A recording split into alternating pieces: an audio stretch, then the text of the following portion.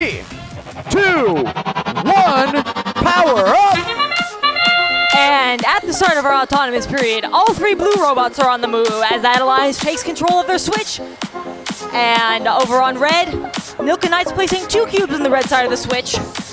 Neither alliance getting any cubes on the scale, but it looks like all 6 robots have crossed the auto line. Now let's start a tally up. The scale is open to whoever gets there first. Looks like it is going to be Nerd Herd for the red alliance if they can manage to keep that cube in place. Looks like they do so. Red takes first possession of the scale. Although, over on blue, 4322 looking to quickly counter that. Meanwhile, there's been a lot of fighting going on over the blue switch. They do have control of it for now, but Milk and Knights are trying to take that from them. Over on blue, Meme Team also putting some cubes into the exchange. Looks like 4322 has taken control of the scale for the Blue Alliance. Although as Nerd Herd places another cube, it's tilting back towards neutral. We'll see 4322, they place a third, and blue has control again. Looks like over on the blue side of the field, Milk and Knights is over there trying to disrupt the Blue Alliance as they go along. With a minute 20 left to go in the match, the scores are close, within 10 points of each other. Although blue is pulling ahead as they have maintained control of the scale for the last 2 seconds. Looks like 5124 nudges the scale on their way up, and they do drop their cube. This might be an opening for red. Meanwhile, Meme Team keeping control of the blue switch, although the Milk and Knights are fighting them fiercely for that. On the red alliance, red has a lot of cubes on their own side of the switch. No one's trying to take that from them yet. So we'll see how the rest of the match goes. Nerd Herd drops a cube for the red alliance as they're trying to take back the scale, but blue still maintains control. Looks like Blue Alliance has played a Levitate power-up. And we are approaching the final 30 seconds of the match. We'll see if alliances will be making physical climbs as well. As we move into the endgame, blue maintains control of the scale. 5124 still focusing on cubes to try and keep that up. 4322 is up in the air for blue. We'll see if they'll be able to stay there for the remaining 15 seconds.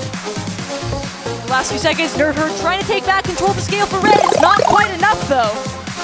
We now have the other 2 blue robots joining 4322 on the platform. 2 robots are on the platform for red. 4322 is up in the air at the end of the match.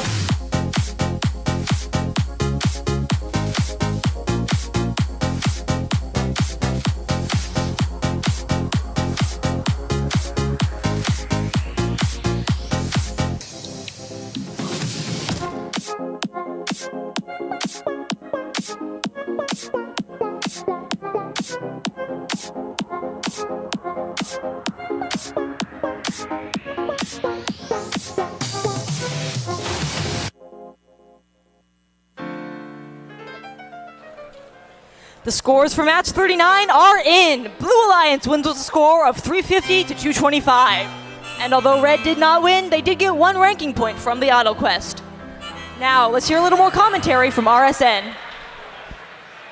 I think you called it in the pre-match, Francis. Blue running away with the win, but they didn't get any extra RP in that match. Yeah, a little unfortunate in that respect. You want to make sure you get as many of those RPs as you can. The auto, getting across the auto line and getting the switch, that's a relatively easier compared to lifting both your partners. Not all alliances are equipped to do that, but still getting the win is a benefit there. Blue Alliance, basically, it was a close match. The scale was going back and forth. Each alliance had their own switch.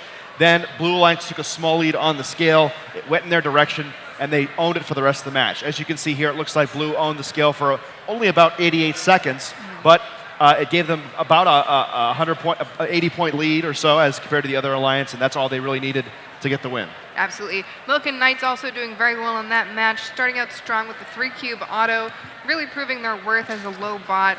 They are almost primarily a vault bot. Right. That's the thing, though, is that in this situation, a robot that can only do the vault and the switch has no ability to interact with a tight scale battle.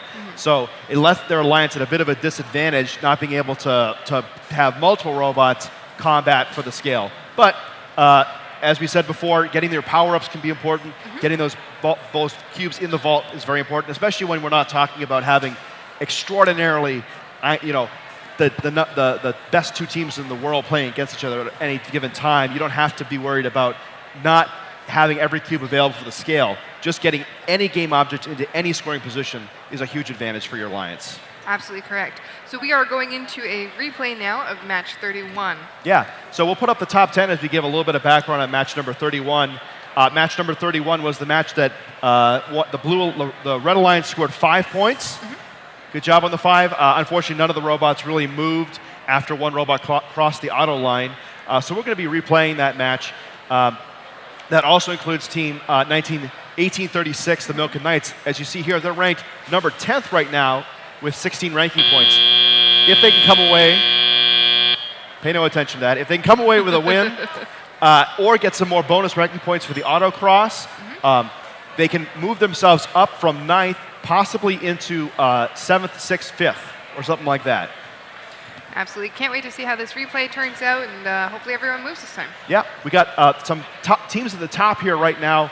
Taters got 20 qualifying points after playing one more match than 3309. So it looks like 3309's in the driver's seat right now for being able to take that #1 seed come tomorrow. We'll look at that more later on tomorrow, but for now, we'll send it down to the field and get ready for our replay of match number 31.